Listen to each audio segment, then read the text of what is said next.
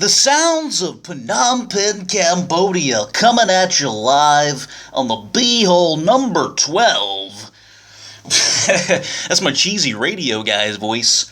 How you doing? Welcome to the Wave 106.7 FM coming at ya. So, right off the bat, I want to give a shout out to a city in America that I've never been to before. I admire your cheesesteaks. I think you guys know who I'm about to talk about. The very famous, the city of brotherly love, no homo, Philadelphia, Pennsylvania, otherwise known as Philly, otherwise known as P-Town, otherwise known as one of the shittiest cities on the American East Coast. I digress, everybody. So, the reason I'm talking about Philly Phil, that's a terrible Philly accent, by the way. Very, very similar to the Baltimore accent. I'm going to try to do it later in this show without having to think about it first so I don't stutter and fuck it up and then do like a cheesy Jersey accent. How you doing? Fuck your mother. Totally not Philly. I digress for the second time again. I hope you guys don't unsubscribe from my channel. The reason I'm talking about Philly is because I have a lot of fans from Philly. I have a YouTube channel, as pretty much everybody fucking knows. I'm gonna stop talking about it like nobody knows about it. My YouTube channel, No Joke Coward, I happen to have a lot of fans in Philly.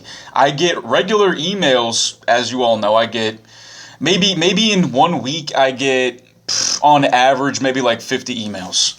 And I don't read all of them, I'm not going to lie, because some of them are dumb, some of them are too long, some of them are inappropriate and offensive to me, and I really don't appreciate it. I'm gonna have to call fucking HR, even though I don't have HR. Braden, what the fuck are you talking about, dude? I'm talking about Philly because I have a lot of fans there, and I'm doing the show called The B-Hole on a radio station called Primo Sounds. And it's an internet radio station based out of the Pacific time zone of the United States. So I decided, along with my, I guess you could say colleague / buddy Jay, who is the co-owner of Primo Sounds and am I, we're both trying to build this station. We're both trying to build this thing from the ground up. It's a grassroots project, everybody. And I'm taking part to do what I can in this grassroots effort to build a strong foundation for our mission globally. I'm trying to help out because I want to get my name out there. I want to get my buddy Jay's name out there. I want to get Primo Sound's name out there and try to do something and try to build some shit. So I'm taking a primetime spot. It's going to be Tuesday, Thursday, and Sunday. Wait, is that right? Shit, is that right? Sunday, Tuesday, Thursday. Oh, so unprofessional. I totally forgot the time. Sunday, Tuesday, Thursday, 5 p.m.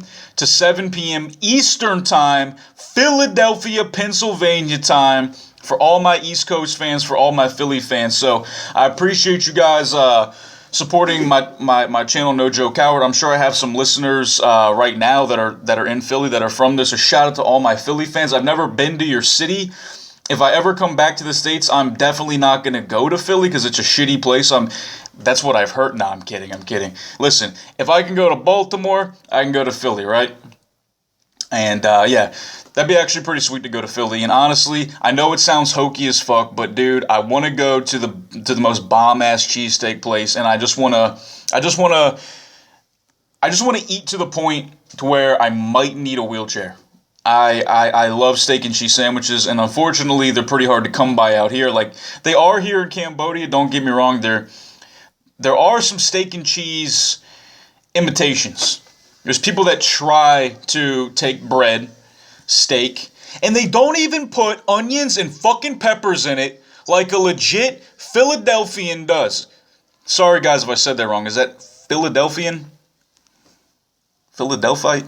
No, it's not right. Anyways, what the fuck ever. I'm just letting everybody know that my show is going to be Sunday, Tuesday, Thursday, starting at 5 p.m. East Coast time, United States.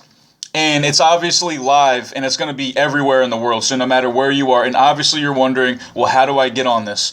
Primosounds.com, Premo Sounds, Sounds.com, and you can just listen live. You can download the Primo Sounds app as well. Just search for Primo Sounds, again, Premo Sounds.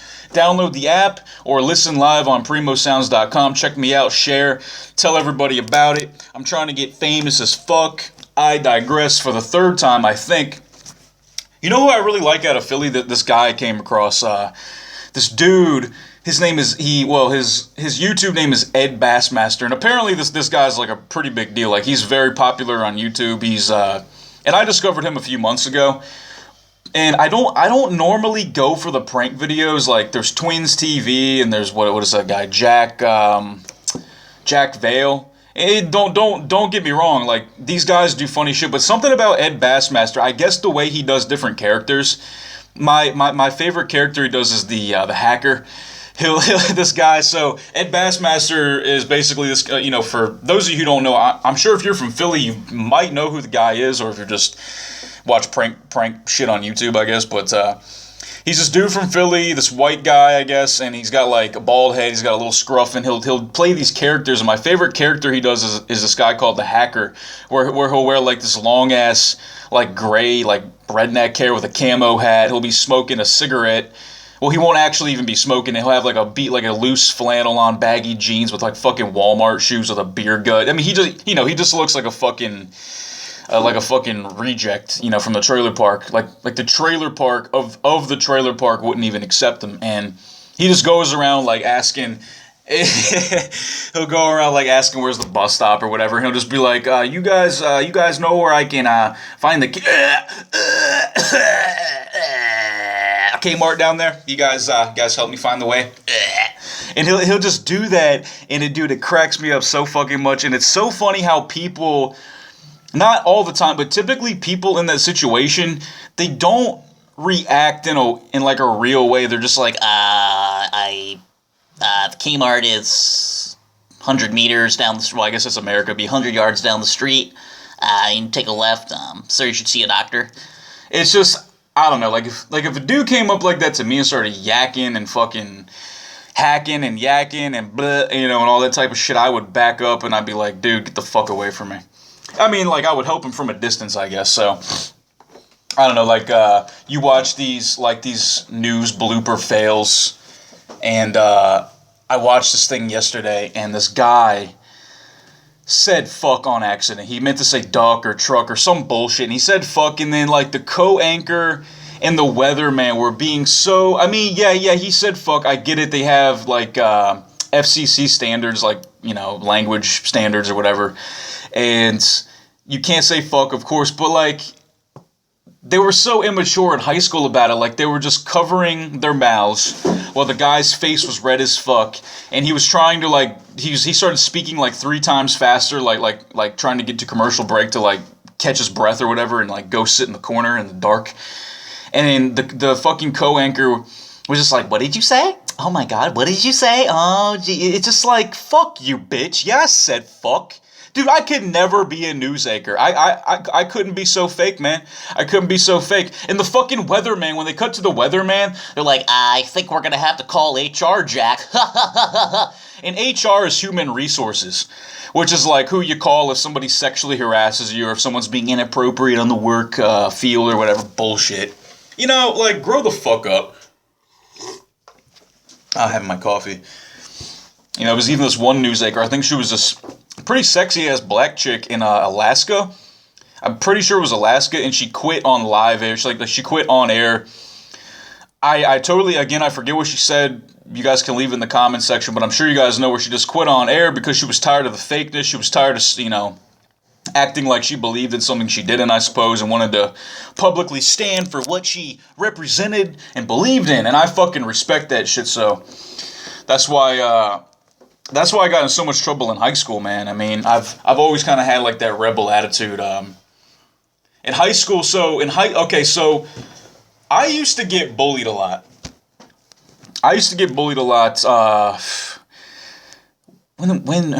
When was the first time like I really got bullied? All right, so I pretty much, all right, so I was born in Virginia. I was born in Manassas, Virginia, just outside of DC, like a half-hour drive outside of DC. And Manassas is like where Virginia, basically it's like where the rednecks and the hill trolls and the farmers meet, and where the posh, liberal, well, I don't want to say liberal, I don't want to politicize it. The posh, even though I just said fucking rednecks. You guys know what the fuck I mean. Like, Manassas is basically like the line between the country and where the suburbs of DC kind of start. And so it's kind of an interesting place. Anyways, I lived there for about almost a year, or about a year. Then I immediately moved to Kissimmee, Florida. I lived in Orlando, Florida, till I was about 7, and I know you guys give zero fucks, but I'm just trying to paint a picture here. And then in South Florida and Broward County till I was 9, so my whole youth, like my whole pretty much existence from the time I was 1 to the time I was 9, I lived in Florida. I lived in a hot, warm, tropical to subtropical atmosphere, a lot of sun. I was very active. I had a lot of friends, actually. In Florida, man. I was always out playing and having fun with the kids in the neighborhood and, like, fishing or playing baseball or, there was just a lot more kids there, I guess. And they were like, like we were all close together because we were just outside of Miami, Florida. We were in a suburb, like in Broward County, Florida, like Fort Lauderdale area, like Miami, Fort Lauderdale. You guys know. And then I moved to fucking Virginia, which, so I'm around all these, like diverse kids, like diverse, like fucking a lot of Latino, because it's South Florida. We've got the Cuban influence, we've got the Caribbean, like Jamaicans, Haitians, whatever, Dominican, all that shit. And you got, Central Americans, you got all that. And then you got just Americans as well. And then I go to a place like Front Royal, Virginia, where we moved there in December. So I go from like 75-degree weather in Florida to snow in the mountains where all the trees are dead and there's no life to anything. And I'm not happy about it. And it sucked. And I made friends and everything, but I remember I was in the 3rd grade when I moved to Virginia. And then I graduated, obviously I went to 4th grade, duh, of course. And then I remember I got into my first fight. That's what happened. I got into my first fight. I was trying to backtrack so I could recall. So I got into my first fight with this boy named Kyle Field. And I was in 4th grade and it was winter outside. And what we used to do was go outside for like, maybe it was a half hour to 40 minutes or some shit like that. And we would have recess. And I remember that, I remember that. God, I'm such a fucking southern fucking douche, aren't I? I remember it was cold outside and I used to have to fetch water from the well and give it to Mama for biscuits to make. And then I would have sex with her and fuck my sister too. And right in her little cooter. Her tight, moist little cooter. Oh yeah. You guys freaked out yet? I digress for the 4th time. Motherfucker's name was Kyle Field. We were playing kickball. Kickball, for those dumbasses who don't know what the hell I'm talking about, is like baseball. Jesus, now a bunch of people don't know what fucking baseball is. I know Philly does. I know Philly knows baseball. Obviously, Philly knows baseball. So,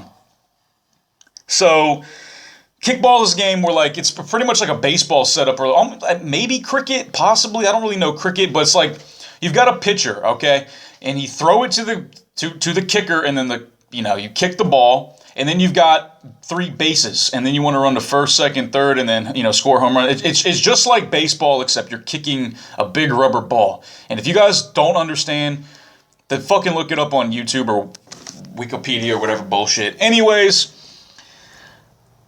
it was my turn to kick. Everybody knew it was my turn to kick. The motherfucker in the next town, who I never even met before, knew it was my damn turn to kick. So Kyle Field gets in front of me, and he's going to take the kick, and I'm like, dude, fuck no, man. Now, mind you, again, just to paint a picture here, I'm 9 years old. I'm in a giant, I basically look like a South Park character. I'm 9 years old, I'm a little kid, and it's cold outside. There's no snow, but it's cold as fuck, and it's actually very sunny and very, very cold. Very, very cold. And I'm in this big fucking winter jacket, and I got my puffy hood on. I literally look like Kyle from South Park.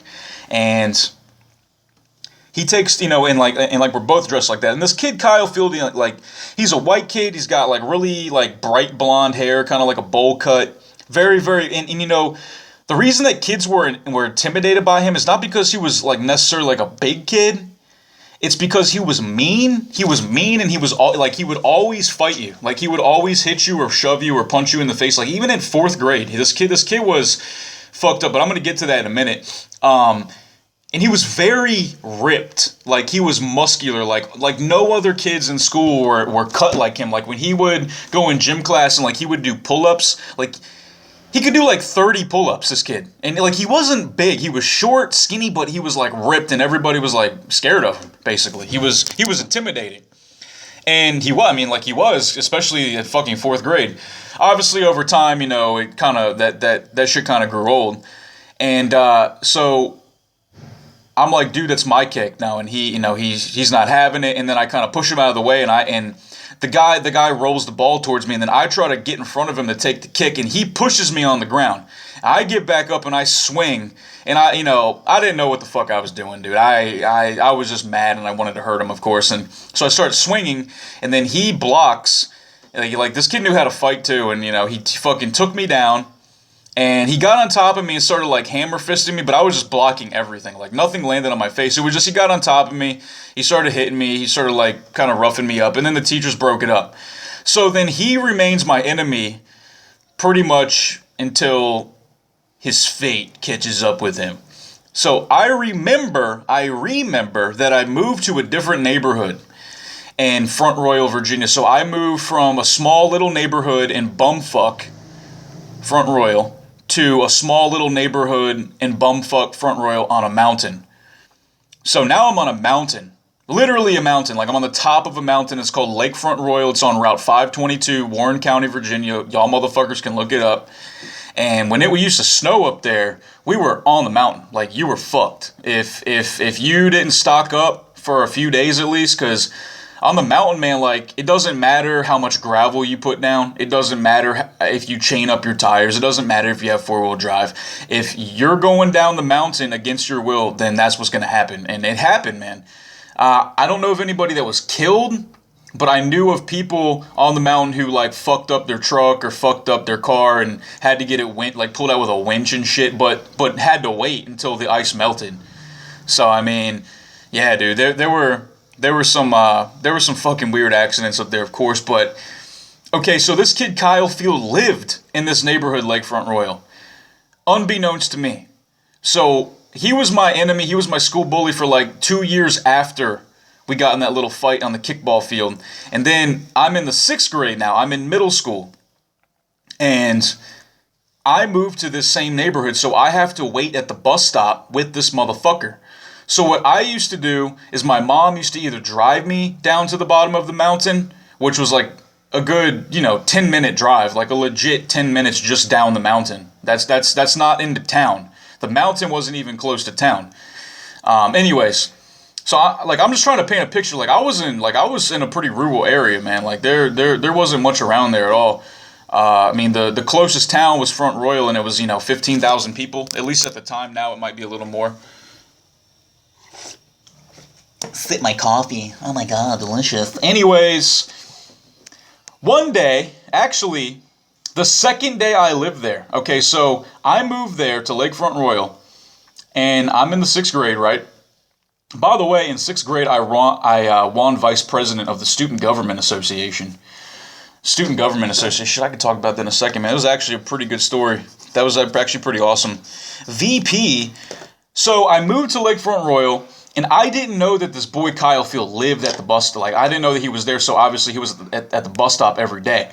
And I remember that the date was October 16th was my first day. October 16th, what was the year? I want to say 2000.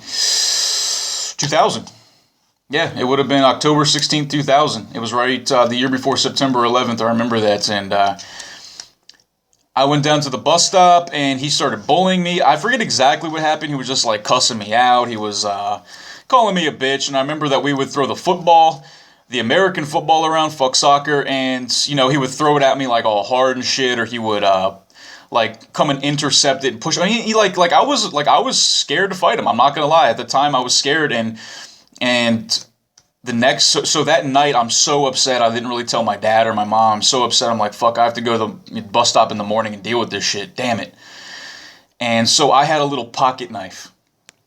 And the blade was literally like 2.5, maybe 3 inches. It was a fairly small blade, but it was a pocket knife, and it was enough to kill you. It was enough to do the job. And so I remember that I played trombone. At the time, I was in bands. I played trombone, and trombone is like the long-ass fucking brass horn with the slidey thing that goes up and down. Mind you, I played drums a little while after that. I wasn't feeling the trombone. So this day, for whatever reason, it was either by coincidence or by intention, that I walked down the mountain. And it's you know, like a walk down the mountain, not up, but down the mountain is, from where I was, it was a proper half hour to 40 minutes, easily. And I was carrying my trombone in my case. And I have my knife in my pocket, and I have my backpack on, and I'm all dorked and nerded out. I'm scared. I'm thinking about if I'm going to pull the knife out on this kid Kyle. And so I get to the bus stop, and I see him there, and my heart starts pounding. And I'm fucking all like nervous. I'm like, shit, man, I hope he doesn't, you know, I just didn't, I was just so scared of confrontation, man. I was around, what was I, 12 years old? 12, 11 or 12, yeah, I think I had just turned 12. Yeah, I just turned 12. It was, because my birthday is October 13th. This day was October 17th, year 2000. I just turned 12 years old. And lo and behold, he starts bullying me again. He starts fucking with me. He pushes me around. I don't remember exactly like the type of shit he would used to say. He would call me a pussy, a fat, you know, just all the bully stuff, of course, like all the textbook bully shit. And I remember that I pulled out my knife and he wasn't looking, and I took out the blade. No, I didn't take out the blade, actually. It was like a Swiss Army style knife, but just with the blade. So it was a foldable one, and I just almost had the blade popped, and I walked up to him, and I was like right in his face, and I'm like, look, you know, like, I'm like, what the fuck I have? I was such an idiot, dude. I had no idea what I was doing. And he saw that I had a knife, and I told him that I was gonna fuck him up with it if he kept messing with me. I said like, dude, I'm tired of you. And mind you, again, I'm like 12 years old. I'm a little boy. My voice hasn't even changed yet. I'm not gonna take your crap anymore. I'm tired of this. Stop bullying me. Just leave me alone. You know, like, I'll use the knife or whatever. And then he shoves me, takes the knife out of my hand, and throws it across the field and into a bunch of trees. And then I go, and I like, oh my God, it was so sad, dude. Like a little puppy dog with my tail between my legs. I go and I find it, and then I'm like, yeah, I got my knife. And then the bus shows up. But like everybody that was at the bus stop. There were boys, girls, no parents. It was probably like 12 to 15 kids all going to the same school. And they're like, he has a knife, he brought a knife, and all this. And then the bus driver, I remember her name was Dixie Settle. We all called her Miss Settle. And she was like one of the fuckable bus drivers in town, because it was mostly like old, like probably war veterans that just got disability and just wanted to drive a bus through their last days. It was old ass motherfuckers. But Miss Settle, granted, she was trailer trash pretty, but for the selection in that area, she wasn't, you know, she was alright. So anyway, she's like, I'm sorry, but I can't let you on the bus. You're gonna have to go home, and I'm real sorry. So what I did is I had my trombone, I had my backpack, I had my knife, and I took my knife, and there was a creek right there at the bus stop. I just took it and I tossed it in the creek, and I started walking up the mountain in the rain. It starts raining now. I'm carrying a fucking trombone in the case, a backpack. I just got completely humiliated. I get bullied. I pull out a weapon, a deadly weapon, mind you. I threaten to use it. He pushes me, throws my weapon. I go get it. The bus comes. Everybody rats me out. and I have to go home in the rain. It sucked. So right as I'm about to get to my house, this is about an hour later because I'm walking up the mountain now, still in the fucking rain, crying. I'm upset. I'm scared. I don't know what I'm gonna do. I don't know what the fuck I just did. My mom is on her way to her job. My mom used to have a job when we lived in that area. She used to have her own business where she just cleaned houses. She would just go around by herself and she would clean houses, usually for people who had a lot of money. She would go out to like horse country where they all had polo and like fucking $20,000 stud horses and all this shit. And money, money for, just, yeah, they like their houses had names. Like these people had so much money that their houses had names. It was like Greenshire, Mist of the Eight. It was just like, I don't know. What was their fucking name? It was like Misty Acres. Like if your house has a name, you got money. You got money, sir. She was on her way to the job. She obviously sees her son walking up the mountain crying. She stops, she gets out, she's like, oh my God, what's wrong? Did you get hurt? Blah, blah, blah. She's being a good mother. I told her, I just immediately told her what happened. So she calls my school, and the school said that they knew about it, that the police already came, and Officer Mock, his name was Officer Mock, he was a Warren County deputy sheriff, good old boy, and he found the knife, and they just said, just bring him to the school because we obviously need to see him, or we're going to come see you, basically, because it was a thing with a deadly weapon. So I had to basically there had to be a police officer around, even though I was 12, which, fair enough, I threatened to use it. We went to the school, and I told the police officer, I told the principal, my mother, and there was the vice principal, like they were all there, and I just told them like what had been going on, why I did it, what happened, and they weren't like mad at me. They just wanted to know the facts, and they knew that this boy Kyle Field was a troublemaker. Like they knew that he bullied kids, and they suspended me from school for 10 days. They suspended me for 10 days, and yeah, I couldn't go to school for 10 days, and honestly, it was fucking awesome. I never understood that, like, the punishment. Oh, well, okay, well, as a punishment, to fuck you over, you can't come to school for 10 days. Dude, like, that was a vacation for me. And you might be thinking, oh, well, 10 days sucks because then you have to make up all that work. Well, no, not really, because it was either my mom or a friend of mine at the school would bring me my schoolwork. It wasn't even that much at the time anyway, and I had all day to do it, so I just did my schoolwork, and I just fucking bullshitted. It was fine. I honestly had a great time. So, a couple years later, a couple years later, I ended up going to the mental hospital, as you all know by now. I used to get bullied a lot. I was a pussy. I was a bitch. I didn't fight back. I didn't stick up for myself. And all that anger and all that self-hatred because of that built up. And then I had just had these homicidal urges. I just wanted to fucking kill people, man. So I told my mom, I told doctors, and I had to go to the hospital. And then shortly after, once I got into 9th grade, I was a freshman in high school. I remember it was October 17th, 2002 or 3. So this was the same date that I pulled the knife on Kyle Field. It was just 3 years prior, so I guess it would have been 2003 then. So it was October 17, 2000, I pulled the knife on Kyle Field. I got embarrassed. It was a bitch move. I got in big trouble. I was a pussy. It was totally humbling. It was humiliating. 3 years later to the day, October 17, 2003, I'm leaving algebra class. Her name was Miss Fry. And I was leaving the class to go to my next one, obviously. I was walking down the hall, and I see this boy, Tom Rowe. His name is Tom Rowe. And a few weeks before this, he had walked past me in the hall and smacked me in the back of the head. He just thought it was funny. He had his buddies with him. He smacked me in the back of the head. He was walking with his buddies. They were all laughing at me. I said, all right, man. I said, all right. Just don't let it happen again. And that's what I said. And then about 2 weeks later, I'm leaving my algebra class again. It's like I'm leaving my first period. I'm about to go to my next class. I see Tom Rowe walking up. He was a bigger, taller kid at the time. Well, he was at least taller than me. And and this kid thought he was a vampire. Like, he was one of these goth kids.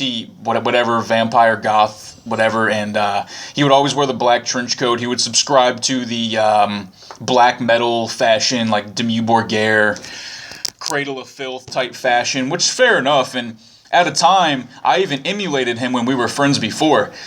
Anyways, like I'm getting way the fuck off track. So we were once friends. He started bullying me. He smacked me once. I told him not to do it again. 2 weeks later, I'm leaving my math class. He's walking towards me. I see him walking towards me. And I see his right hand cocked back, like he's about to smack me. So I have my backpack. I drop my bag, and I see his hand go up. And the next thing I know, I'm in this blur, this adrenaline blur. All I can remember from this exchange was he raised his hand, I dropped my bag, and then the next thing I know, I clock him in his jaw with a right, with just, I didn't have much technique or anything. I just knew I knew how to throw my arm because I played football, I played baseball. I knew how to get that movement, and I knew how to punch because my dad taught me a little bit of boxing between the time I was bullied and between the time I knocked this dude the fuck out. And I landed a good one. I knocked him back against the wall. He came at me swinging, and I just, like, grabbed a hold of him, put him in a headlock, and just started throwing uppercuts right in his nose. It was just like, it was like a baseball game gone wild. And I let him up, and I throw another right haymaker in his jaw. I completely, he spins around, literally does a 360, falls. He gets up. I hit him again. Knock him the fuck down, and I get up and I said, do you want some more? I was like, you want some more, bitch? And he's just like, no. So then right there, everybody knew that I was not to be fucked with. I knew that I could do it. I knew I could do it. And I did it, man. And then I got into another fight. Like a few months later, this kid, Doug Spangler, he was with his buddies in the cafeteria, and I was in lunch line. And he comes up behind me with a fucking pin and like a needle, like for sewing, and he sticks me in the back with it. And it obviously, I'm not expecting that shit. And I'll go like that, like a high pitch. I'm like like that. Like, it totally freaked me out. It caught me off guard. It's a fucking needle, dude. And then all the guys are like, oh, you're a fag, because of how I reacted. And then I'm pissed off. So I eat my lunch, and then lunch is over, like 25 minutes, half hour later, we leave in the cafeteria. I'm by myself as always. Like, I never had a clique or crew in school, dude, never. I was always a lone wolf. And I'm leaving, and he's with his buddies, of course, and I go up to him, and I start talking to him. I'm like, so what was that shit in the cafeteria with that needle, man? And he just like, yeah, dude, just don't be a bitch next time. And, like, just a punchable dude. And he had glasses on, too. And he was with all his boys, the chests all puffed out, just hit puberty and shit. They thought they were all hard. So I put my arm around him. I said, look, man, you ever do that shit again, I'm going to beat, I said something like, I'm going to beat your fucking ass, or I'm going to beat you down. And he just starts laughing. He stops in his tracks, and he starts laughing. He's like, please, come on. And then all of his buddies are standing with their arms crossed. Dude, this is like a movie. It's just, it's the part of the movie when you're just, every ounce of you wants to see this bully get knocked the fuck out. So he starts laughing. All his buddies are chest up, arms crossed, chins up, like, this pussy Brayton ain't gonna do shit. So I look to my left, I look to my right, people are looking, and I look at the ground, and I say, all right, man, and I just throw this, honestly, it was kind of just, it was almost like a criminal. Like how it landed, it was almost criminal. Like, I almost feel badly at this point for how it landed. I just threw this crisp, clean right hook directly in his nose. You guys thought I was going to say his jaw. No, I hit him right in his fucking nose. And his glasses fly up in the air. I come after with a left. I grab a hold of him. I throw him up against a wall. I punch him again. He bends over. I throw a knee right in his chest. I didn't even know I just threw a knee because I thought it might land, and it did. He got up again, and I just remember I didn't even punch him after that. I just grabbed a hold of him, and I went in a circle, and I just threw his ass across the hallway. And none of his friends did shit. And then right where I threw him, directly around the corner, is the principal and vice principal, Mr. Rob and Mr. What was his name? Mr. Keller. So the two most, I guess, powerful, authoritative figures in the school were standing right there. They saw him do that, and honestly, they didn't even hear the fight. The fight didn't last too long, but I got kicked out of school, and then all the way up until I was in high school, I got in fights. I got into a fight in 11th grade. I broke my hand, and I fought 3 dudes. I knocked the first 2 out. Then I got kind of beat up by the third guy. He was really big. He didn't really beat me up too bad, but he definitely was the one pushing me back. And then I threw a shot, broke my hand, and basically I was not a delinquent, but I was kind of a bad kid all the way up until halfway through my senior year. I recall this time where I was a senior in high school, and what the fuck happened? I got kicked out of school. Oh yeah, dude. Alright, so there was an English teacher named Miss Valoy. And it was her first year ever teaching, just ever. Like, she was fresh out of college or whatever. Like, she had never taught in her life. It was her first year. And sip my coffee. Go fuck yourself if you don't like it. It's not as easy as you think talking for this long, guys. I need a little coffee. I need something to wet the mouth. Nice and moist. It was her first year teaching. And I was in her class, of course, and I got along great with her. Like, we all got along great with her. We all, like, she was good. Like, she was a good teacher. She was cool. She was funny. She had a sense of humor. She wasn't too uptight. She was great. We said something, and this was during class, like, with everybody there, and we were talking as a class, and what the fuck did she say? God, I forget what she said. Fuck, man. I just said that I know where you live. But when I said that, my intention was, okay, because I was a pizza boy at the time. So my job was to deliver pizzas around the town. And I happened to know where my teacher lived because I had delivered to that neighborhood. I had seen her there. I knew she lived there. But I don't think that she knew that I knew she lived there. So when she heard me say, I know where you live, she took that as a threat. She's like, oh, like, what do you mean you know where I live? And what I meant was, I was just casually saying it like, hey, like, you know, like, I know what part of town you live in. Like, yeah, you live over there in Brooklyn Estates, right? But being my awkward self, I didn't really specify. So the next couple days, I get called to, I'm in my last class of the day. I'm in Mrs. What the fuck was her goddamn name? It doesn't matter. She was my government teacher, and I get called to the principal's office. No, the vice principal, Mr. Lero. And this is at a different school. I'm much older now. I'm 18 years old. Mr. fucking Lero, Mr. Queero, we used to call him, was such a fucking asshole. He called me in, and he's got the new, whatever, assistant principal, Mr. Copley, who was a disciplinarian, authoritative figure at the school. He even had the fucking mustache, dude. He had the fucking cop. His name was Copley, too. And he had the cop mustache. And his job was to be a dick and discipline people with the proper procedure and legal mandation that you may properly apply to this legal mandate. That made 0 sense. Anyways, they said that Miss Valoy was scared of me. She said that they got a complaint saying that I knew where she lived and that she was scared for her life. She said she was scared for her life. And I was like, and in my mind, like, I'm laughing. I'm like, dude, I in no way meant that.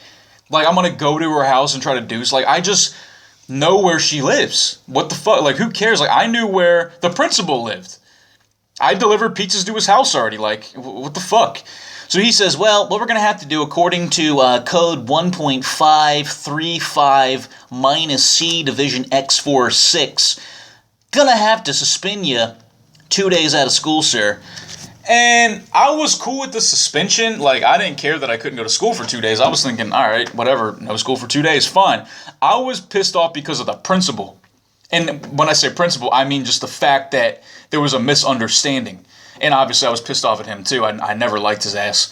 And so I march back to my government class. All my books and backpack were still in there. I march in there, full class still, about 20 students. I walk in there and I grab my books and shove them in my backpack. I take my desk and I fucking throw it across the fucking room right at the whiteboard. And I don't give a fuck. Like, I am so fucking mad. I'm ready to kill a motherfucker. I could not believe that the stupid teacher really thought that. Then again, in hindsight, Maybe the way I did say it was threat, like maybe I didn't intend to, maybe, but I don't know. I was pissed. The vice, there were so many principals at the school. I don't know. There were like so many. There were like 3 vice principals. Miss Butler walks out. I used to call her Miss Cuntler. Miss Cuntler walks out and tells me that I need to leave the school right now and all that shit, or whatever. She was just telling me what to do. I wasn't having it. So right in front of her, I throw a fucking elbow. I think before I mentioned this and I said I threw a punch, I was wrong. I actually did not. I threw an elbow, put a huge fucking gash right in the locker. And then within the next week, I'm at the school board, the Frederick County School Board, and I had to sit down with my mom and like across this big fucking table, and like it was all intimidating, and like like some shit was about to go bad for me. They basically cut me a break. They said, Mr. Howard, we understand you have some serious behavior problems. You've gotten into fights. You've damaged school property. You've used bad language. Blah blah blah blah blah. You're not mentally fit. It seems like to be in a public school. And they said, look, one more infraction, you're out of here. And if you get into a fight because I was 18, then you're gonna go to fucking jail. Like, if you vandalize a school, like, you're going to jail, man, because you're an adult now. So I was like, fuck, all right. So, needless to say, the last few months of my senior year in high school, I was very well behaved. I was all good, because I figured, you know what, man, I'm almost done with this motherfucker. I'm almost done with fucking high school. Why am I going to mess up and be like all these other idiots in this small town? Now I live in Cambodia and live in my dreams. So, anyways, this boy Kyle Field that I pulled the knife on in 6th grade, what ended up happening is I moved to a different town in Virginia, and I never saw him again. And we actually like kind of squashed everything a couple years later anyway, but I still never liked him. I go into Best Buy, which is an electronics store in America. I go in there and I see another friend of mine that I had not seen in years. His name was Austin. And we start talking and catching up, and one of the first things he says to me was like, hey man, did you hear about Kyle? Did you hear about Kyle Field? Remember that asshole that used to bully you? I was like, yeah, what happened? He's like, dude, he died. I'm like, oh, fuck, he died? What happened? And I was in no way upset to hear he died. I was like, oh, okay, he died. I wasn't thinking good he died. I was just kind of thinking I'm surprised it took this long, because he was just such a fucking troublemaker. He fucked with so many people. He did drugs, when I say drugs, I mean like bad drugs. Like, he would smoke crack, he would do who knows what, smoke crack, he would snort coke, drink alcohol, and he was just a kid. And get into fights, and his brothers and family was the same. And what ended up happening is he was driving down Route 609 in Warren County, Virginia. That's just outside of, what is that fucking town? It's like near Browntown and Bentonville, Virginia. He was driving down 609 towards the West Virginia line, and yes, this is bumfuck. Driving down 609 towards the West Virginia line. Oh yeah. He was coked out and drunk with a buddy, and there was a big ass tree. He hit that tree head on, going pretty fast in a car, and they were splattered. They got grotesquely killed in this accident, and they were saying that even weeks after the accident, that there was blood just stained with, like, the tree was stained with blood from the accident. And I actually drove by that location a few times throughout the next few years, and I never saw any blood, but I just always thought to myself, like, man, like, what goes around comes around, dude. Like, don't be a fucking asshole. And I feel bad for his family, because his family, his mom was actually pretty alright. His mom was kind of cool, but she was just involved with, like, the husband and the brothers and the son, and they were just a bad setup, man. And anyways, that kid Kyle Field ended up dying in a pretty fucked up way, and I haven't been in, like, a fight, like, with a bully, obviously, since high school. It's not like I get bullied anymore, but I don't know, man. I try not to look for fights, of course. I'm always ready to defend myself, obviously. But yeah, man, I used to get bullied a shit ton. I was just kind of reminiscing, like, man, how things have changed, and, just knowing what I know now, if I'd have known it back then, dude, I'd have either I just would have been bullied a couple times, and I would have had the confidence to fight, because I actually know how to fight now. And, so, anyways, man, that's enough about my fucking childhood. I was riding bicycles with my buddy. I'm gonna say his name. His name is Wasim. He's a good guy. I'm not gonna say too much about him. I don't know if he would want me. I know he's done something with me online before, and he didn't really want his name too much out there because, you know, I guess professional image. But Wasim is a very common Muslim name, so I'm just gonna say it. Fuck it. Anyways, he's been a buddy of mine for a pretty long time now. We ended up going on a bike ride this last Sunday, just the two of us. It was a great time. We had some great discussions, some great talks, had a nice time.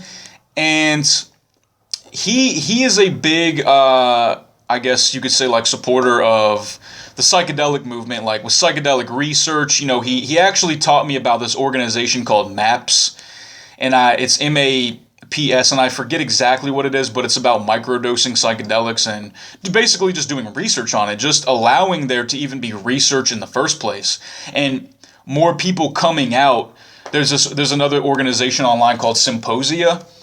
It starts with a P, I believe, like psychedelic or like psychological, like Symposia with a P, and it's basically a platform for people to do psychedelic research, write about it, do art about it, and basically share why psychedelics seem to be implemented, implemented into medical research. Like medical research, man. I'm talking, if I was, example, a young boy, 14 years old, they put me in a mental hospital. They were pumping me with shit like Depakote, Abilify, Zyprexa, fucking lithium for 5 years. I was on lithium forever.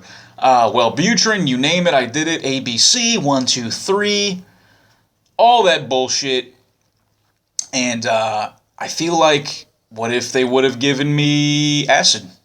What if I was allowed to go to a safe environment, you know, with you could call it like a train trip sitter, like somebody just to hang out with you who's there to make sure everything's all right, physically, emotionally, all that shit, and they're, to help you enhance your experience, like therapeutically on acid. And every time I've done LSD and it's worked, and I don't get a fucking dud, I don't get a fucking piece of notebook paper with a drop of piss on it.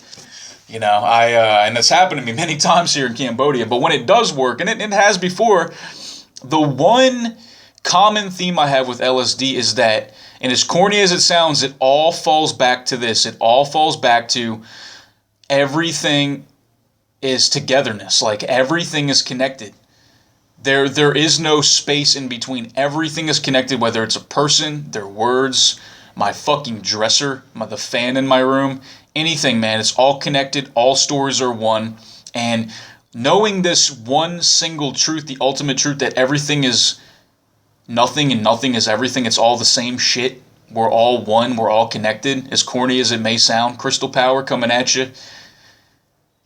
It helps me relax and stay calm and happy, knowing that everybody struggles, everybody's happy, everybody feels, I guess is most importantly, that we are all one consciousness, not just as people, but as matter and space and time as well. And that's the reuniting theme I have, the recurring theme I have in all of my LSD trips is that. And I tell you what, man, it makes me feel really fucking good about things. And I feel like if I would have had something like that to open my mind up to a greater reality and consciousness, that I wouldn't have had to take all this. Obviously, this is done by design. I firmly believe that psychedelics are thrown into this category as, it's those funny drugs, it's those wacky drugs that are going to make you crazy and nutty. You need to come back down to earth, son, and do some push-ups. Do it for Jesus. One for your country. One for Jesus. One for your flag. Oh, yeah. Take this pill, sir, and be numb as fuck. File my insurance form by alphabetical order. Go home. Heat up your fucking pizza. Your fucking frozen $5 freaking particle board pizza. Sit down under your fucking kitchen light bulb. Yeah, I said it, even though that wasn't offensive at all. Jerk off to Pornhub to that HD porn they got, and waste your fucking life in a blur of numbness because you think that's the way to go, man. What do I need psychedelics for, man? I want to stay here in this reality. Dude, fucking kill me if that's the life I have to live, man. So Somebody actually asked me, they said, does the availability, does the do the readily available drugs in Cambodia keep you from leaving? And I mean, yeah, like weed is easy to get. I mean, like weed is easy to get everywhere. But if you're talking like psychedelics, I mean, obviously, I don't want to get too into that, on the air or anything, of course. But I mean, like I've always said, like I've probably purchased in total like 20 tabs of acid since I've lived here, and maybe 4 have worked. So I mean, it's not. I've had mushrooms before, but they were fucking old. They had fungus on them. There was a live worm in the bag that had eaten part of the mushroom. I did take them. I took 3 grams, which should do something, right? Nothing. It made everything shiny for 2 hours. That's it. It made everything kind of shiny. That's it, dude. After 3 grams of cubensis mushrooms, which, granted, they're not the strongest mushrooms, but they're still psychedelic. They should still do something, especially with a dose like 3 grams. I mean, for someone who's never done them. Anyways, I was talking about my artwork with him, and he thinks it's great because what I do with my artwork is I try to take drug trips. I try to take my experiences that I've had on drugs like ketamine, not so much LSD. I find that when I've done ketamine, I have much more intense visuals and much more intense images in my head, and the trip is a lot darker, and the trip is a lot more eerie and creepy and strange and very otherworldly, of course. And I really like that.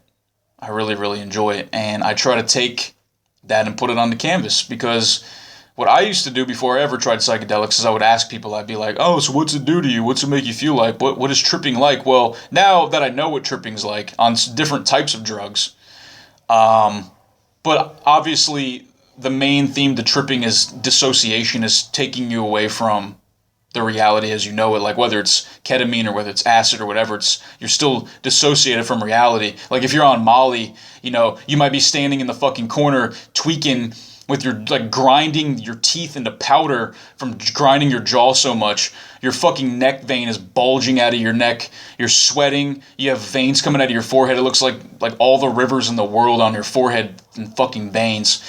And you're talking about how you want to take up Russian and how you want to learn how to dance and then save the country of Myanmar. Dude, you're fucking dissociated as fuck. Alright, you're not going to do any of that shit. You're rolling, you're high as fuck on Molly. Have a seat, drink some water, stretch out, shut the fuck up. I digress. So I try to put it on canvas from a lot of my ketamine trips, and I find that ketamine trips are, for the most part, very dark, creepy, eerie, as I've said, and I don't want to say macabre, like morbid, but kind of. Yeah, man, just all around dark, and it's psychedelic as fuck, and I really think it's an amazing state of mind, so I really try to take some of that and put it on the canvas, and I started my Facebook page. I mean, it's just a fucking Facebook page, but I'm starting something. It's called Ketamind. Ketamind. And it's Ketamind, Dark Psychedelic Art, and that's going to be my name. That's my artist name now. Even if I venture off into other things like not relating to ketamine, or like, I'm still going to be called Ketamind. Like, that is my artist name. I liked it. It has a nice ring. And that was my inspiration to get into painting in the first place, was what I experienced in the psychedelic realm.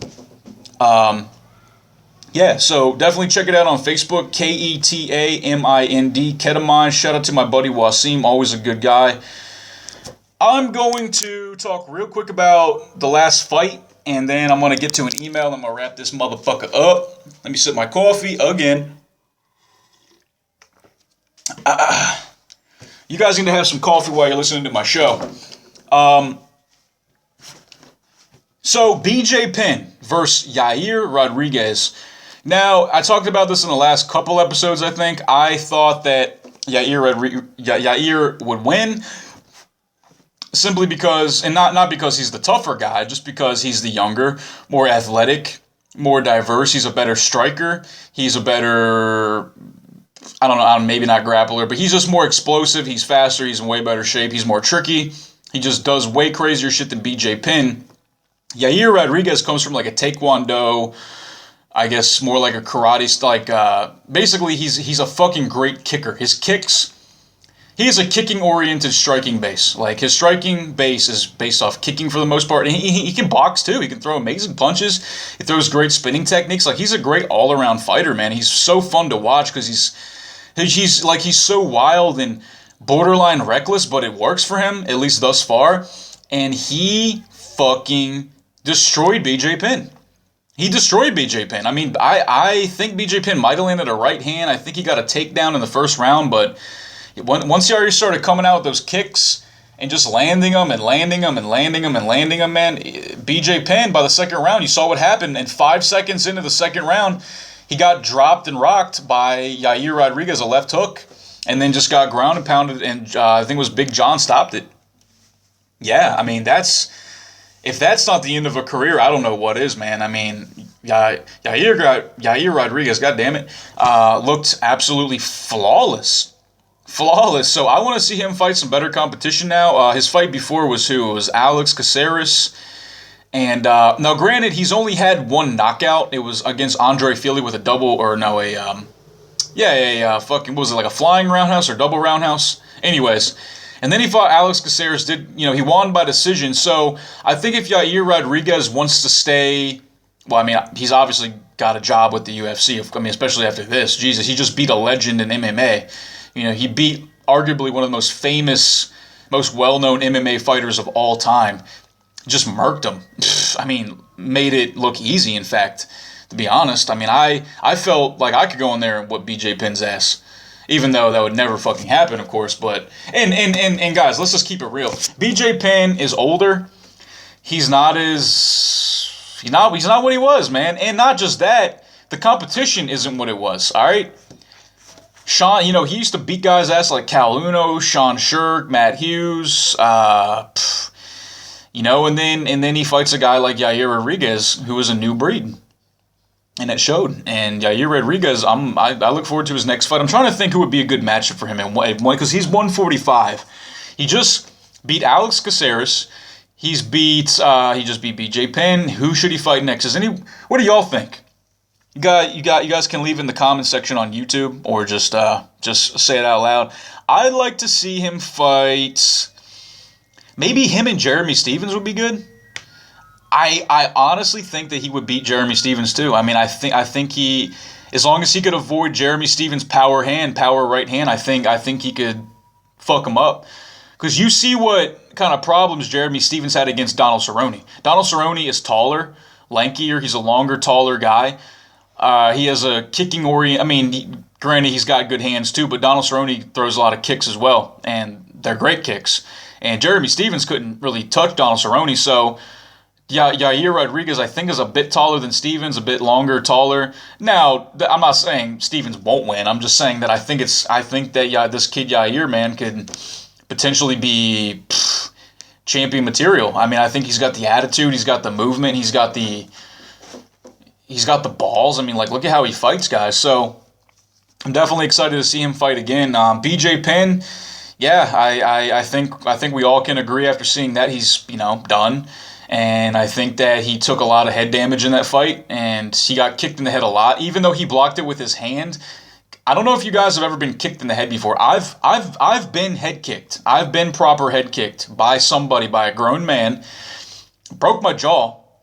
I've been head kicked without blocking it. I just, I got caught with a kick. What are you going to do? And then I even had my hand up with a boxing glove, not an MMA glove, a 16-ounce boxing glove, got head kicked. It still does damage. That shit still hurts, man. It'll still rock you. So don't think that just because a dude has his hand in the way, like, you're getting your hand kicked and then the shot goes through your head.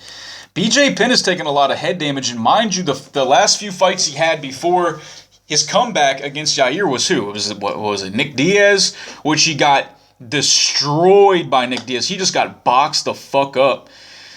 He fought, who else did he fight? Fuck, man, I totally forget. Who else did he fight? I think he lost like his last 2 or 3 fights before this comeback. He loses again by TKO. Took a lot of head damage, man. I just hope that he's going to be all right, man. I hope he's going to be mentally okay. And I say that because I like the guy. I think he's an amazing person. Everyone talks about how nice he is. And I hate for him to be one of these guys who just came back when it wasn't a good idea and took a bunch of head damage. You know, he got fucking roused. So, yeah, I said it. He got roused. All right. Still got my voice recorder still going. I'm going to do some fan mail now. So hold up with me, guys. Yeah, I hope I get some listenership in Philly, man. I hope I get more fans on the East Coast, man. Shout out to Baltimore. Shout out to Philly. Shout out to the I-95 corridor. Fuck Camden, New Jersey. I digress. You guys, my neighbors must think I'm fucking crazy. They must think I'm nuts. All right, so I'm still rolling. Questions by Simon. I've done another episode where I answered this guy's questions. He was talking about, he was asking me about ghosts and aliens and shit. Hey, Brayton, if you suddenly won $1 million US, what would you do with it? How would it change your life? Wow. Okay, let's break this down. I used to do this thing when I taught English. I would ask all the students what they would do with $1 million, and I'd be interested to see what they said. And like 90% said, of course, I buy a big house and a car. And then some people said, oh, well, I would take it and I would save it and I would make more money with it. And I'm like, oh, well, you're fucking smart. Dumbass kid, I'd buy a fucking Lamborghini. Granted, they're a 7-year-old kid. I mean, what am I gonna I'm gonna lecture him on financial responsibility? Fuck, when I could barely afford shit myself, you know. Anyways, so what would I do if I won $1 million? I would probably just travel, dude. To be honest, I would, obviously I'd get out of my house here. I wouldn't even worry about selling my shit. I would just let other people move in here, take over the lease or whatever. And I would just take my money, I'd put it in a safe account, and I would probably travel the world for a bit. I would obviously go see my family. I would try to completely make a new life for myself. And would I move back to America if I had that much money? I would definitely go back and visit if I had the money, for sure. I would love to go visit. Don't want to live there. I would take it and travel, try to find a place that I like. I mean, I do like Cambodia, okay. I don't see myself staying here forever, but if I had $1 million, I would take it, I'd save it, and I'd try to take it and make more money with it. Probably with the same shit I'm doing now. Like, I would take it and I would use it to promote, you know, my show and my channel, and I would make more money from that. I would use it, I would do more artwork, because I could get better equipment, I could get an awesome space, like I could get like a nice, you know, cabin or whatever, like out in the countryside with beautiful mountains, and like stay there for a little while and just paint and just like go hiking and shit, and just live like, you know, I'm not saying stay out there forever, but just have a nice setup out there. Like, so I would do something like that. Like, I would probably I would save like as much as I could. Like, ideally I would want to save like at least half of it, like at least have 500,000, and I'd take the other half and I would invest in like my dream estate. I would have like a nice house, but the house itself wouldn't be so big. Like, it would be a good size, but it wouldn't be like a mansion or anything. But I would invest in land, and I would make my land awesome. You know, I would have, you know, beautiful gardens and shit like that. Yeah, I mean, I'd like that's what I would do. I live in the country, I would have my dream estate, and I would use that other money I saved to invest and make more money from that, and just kind of live like a nice, peaceful life out there. Like, that's what comes to mind. So, yeah. I wouldn't even buy I would buy a vehicle, obviously, if I'm going to live out in the land, but I'd probably just buy a pickup truck with 4-wheel drive, y'all. He also says, what are your thoughts on marriage? If you met the love of your life, could you stay faithful forever without getting bored of eating the same pussy and having no one else for the rest of your life? Well, here's the thing about that, man. Whether you're gay or straight, now, I don't see myself marrying a woman, to be honest. I don't really want to eat pussy, to be honest. It's not something that I think about. I don't really enjoy eating pussy, as you all know. I used to say I did, but now I don't really give a fuck. You know, I'm gay. I like guys. Go fuck yourself.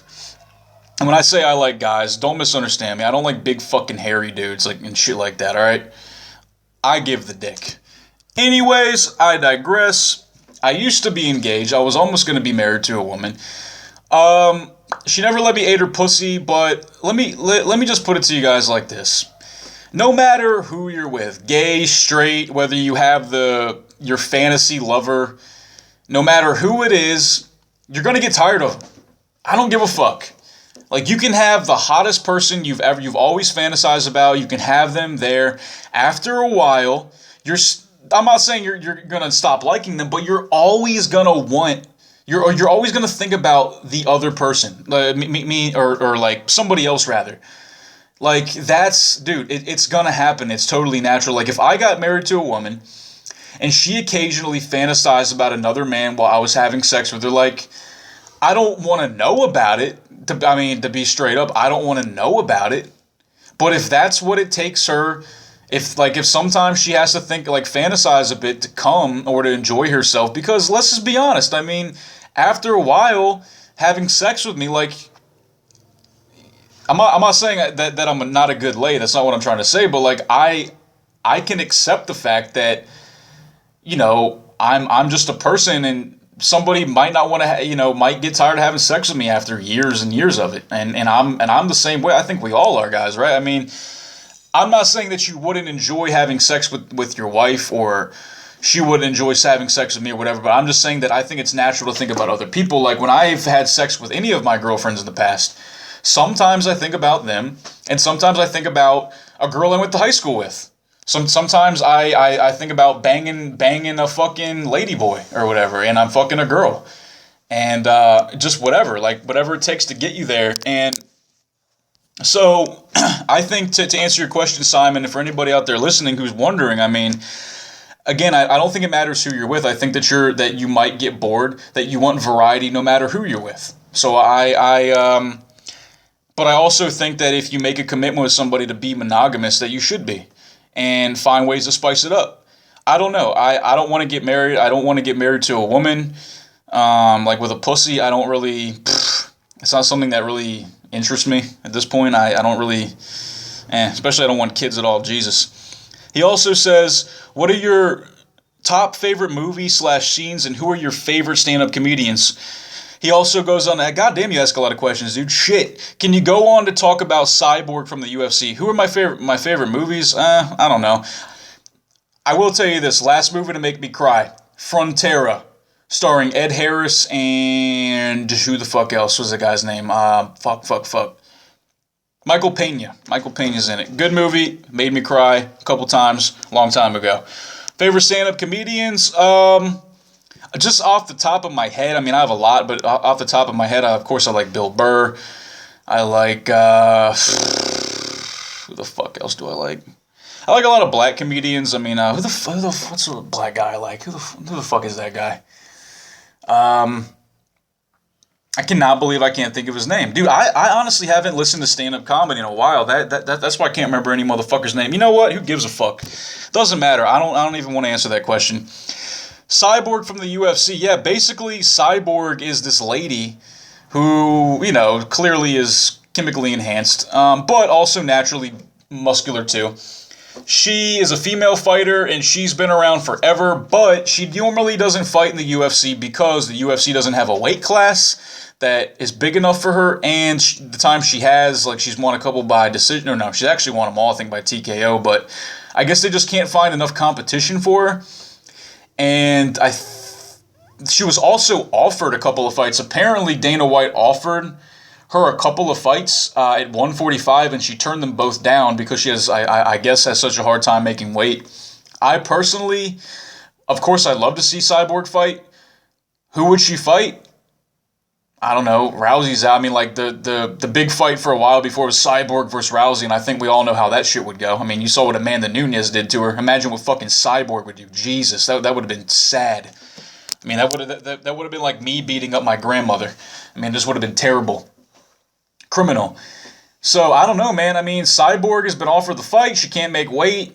I don't know what to tell you. I mean, if she can't make the weight, fuck, I guess she can't fight, huh? So she always has to fight in smaller organizations. And I will also say something as well. I'm also going to say this, and maybe I'm wrong, maybe it's controversial, but I think another reason why she's not the champion of the UFC is not because she's not a good fighter, not because she can probably beat everyone's ass that's even on the UFC roster that's in the female female weight class, and maybe even some of the male flyweights and bantamweights. Maybe, probably not. I don't fucking know. But anyways, I think that if the UFC wanted her as a champion, then she would be. She's not, again, the reason that she's not the champion is obviously not because of her ability. Her ability is great. I personally think it's her image. I think that Chris Cyborg is not seen as a feminine woman. I don't think she's a good poster boy, whatever the fuck, a poster girl, poster person for an organization like the UFC. I think that's why you got champs like why you had champs like Ronda Rousey. Because she was good, but she was also attractive. She was marketable. She was feminine, girly. She was cute. She was relatable to the common person. Even Miesha Tate. Pretty, cute, girly, feminine, but still a good fighter. And then even Holly Holm, not really so. She's attractive, I guess. She's attractive, but not really as sexy as Miesha Tate or Ronda Rousey. And to be honest, I really never found any of them that attractive. I never really thought Rousey was that hot. But for like what she does, I guess she looks alright than the others. And anyways, what the fuck ever. I don't think Cyborg is marketable as a champ. Again, not because of her ability, but because of her image. You know, she's a woman. She's got big muscles. She's got a deep voice. She sounds like a guy when she talks. I mean, I hate to say it, but like she does. She's not feminine really. Like she tries to put makeup on but she just, dude, come on. She looks like a fucking man. And she talks like one and fights like one and moves like one. And I don't know if the UFC wants their female champion is that. I don't know if that's marketable. I don't know if that'll sell tickets. I could be wrong. Maybe it's controversial. I'd like to hear some other opinions about it. But yeah, like that's what I have to say about Chris Cyborg. So, and unless the UFC opens up a 155 weight class for women or bigger or whatever, then I don't see her fighting unless she takes a fight at a weight that she can make. I don't fucking know, dude. That's it. I don't really watch female fights, and when I do, it's just a few of them. Simon, I appreciate the email, man. Let me get back to my little voice recorder. Is anything else I can talk about? Any last little mentions here? Not really, man. Again, guys, Primo Sounds is an online internet radio station. There's always something going on. At least we're trying to get something going on. Like I said, it's a grassroots project, and we do have shows on. We actually do have shows on Primo Sounds, but we are trying to build the shit up and get more of a heavy roster on there. So I was actually going to say, if anybody out there listening does a podcast or does anything like this, where you think that you could potentially have a radio spot. And not just to do that, but maybe you're somebody who's working on getting better at entertainment or radio or podcasting, and you want a platform to do it and actually have listeners and go online and have that kind of exposure, then you guys can actually email me, thebholeshow@gmail.com. That's THEBHOLE show@gmail.com. On the YouTube video that this is on, all that shit will be in the description box. You guys can email me with a sample of your podcast or your show. I'll have a listen, and if I think it's something worthwhile and we can agree on a time, a schedule, or a time slot, then you got yourself a show. If I think it's worth doing. And obviously it's something that you need to commit to and stay on top of. It's something that you would be expected to do, and obviously if you were, not putting out your show or whatever, and it was showing up late, you'd be, of course, fired. But I figured, what the fuck, I'm just going to go ahead and put it out there publicly. If you guys want to send a sample, maybe you got yourself a radio spot. So always open to that, man. Tell your friends, and if you want to listen to my show live, it's going to be on primosounds.com, PREMO sounds.com. Listen live. You can go to just click on the listen live button, or you can download the Primo Sounds app, and it'll be East Coast time, American East Coast time, Philly time, 5 p.m., all the way up to 7 p.m. Now, is my show going to go up to 7 p.m.? Sometimes not. Depends on the guest, depends on what happens. So I'll be coming at y'all again every Sunday, Tuesday, and Thursday, 5 p.m. Eastern Time live. And then the B-hole on YouTube, it'll have all those on YouTube as well. So you can just listen to them there anytime you want. All right, guys, it's been a pleasure. Again, shout out to all my fans in Philly. Keep it up. I don't even know why I just said keep it up. I have no idea what that even means. I appreciate all my listenership. And yeah, guys, I'll be coming at you with episode 13 very shortly. Peace.